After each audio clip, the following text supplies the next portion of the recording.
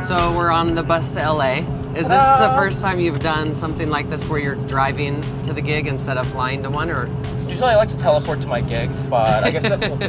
Why did you want to apply for Drag Race? So I've always wanted to, but I didn't really feel like it was my time yet. So, and there's a lot of Chicago girls that have been on, like, why'd you wait so long? After seeing like Pearl and Trixie get on, Yeah. and seeing like all the opportunities that came with it, and seeing how much fun they were having, Yeah. and I was like, well, you know, that could be fun too, especially because all the Chicago, or most of the Chicago queens that's been in the show represent like the fishy pageant side of drag, and I come from like the other spectrum of Chicago drag. And also, I've already disappointed Chicago for the past 3 years, so why not disappoint on a nationwide level? Yeah, right. So, do you get along with Naisha or no? Who? Never heard of her. Next question. And what kind of advice would you give to people that goes on Drag Race? I mean, obviously be true to yourself. Like, it's so important that you don't try to do something you're not comfortable doing or that you're not going to do in the future.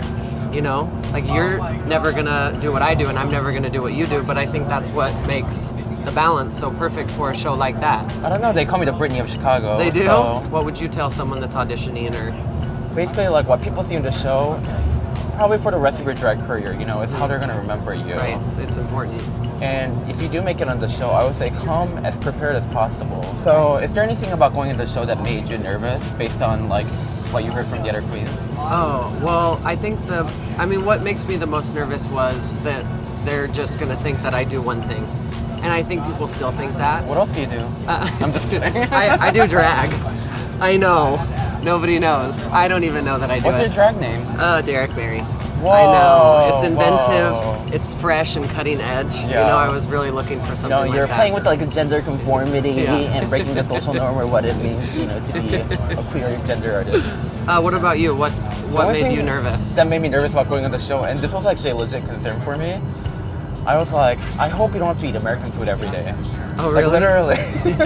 I'm like one of those people, like, I can't eat American food every day. You like everything. I like everything. Everything. So, what is your favorite thing about being a drag queen? I love dressing up. I think it's so fun. I come from a theater background, and so I love putting costumes on, and I love being on stage. I like the fact that, like, I get to create this full visual tale. Yeah. And I get to almost force people to, like, look at what I do. Mm-hmm. And I understand, like, what I do can be very polarizing. Either you're gonna love it or you're gonna hate it. But so far, at least, like, the response has been pretty positive. I think you were always nice to people. Can't say much, but I don't think I've ever fought with anyone. Yeah. Well, you're a my very life. likable, nice person. You know? You know? I don't know. take over the drama, I guess. You know, I'm not here for the drama. You're here to eat. Yeah, I'm here to eat. Hey, squirrel friend. When one video ends, just open up another one. It's called binge viewing. Go ahead. I support you.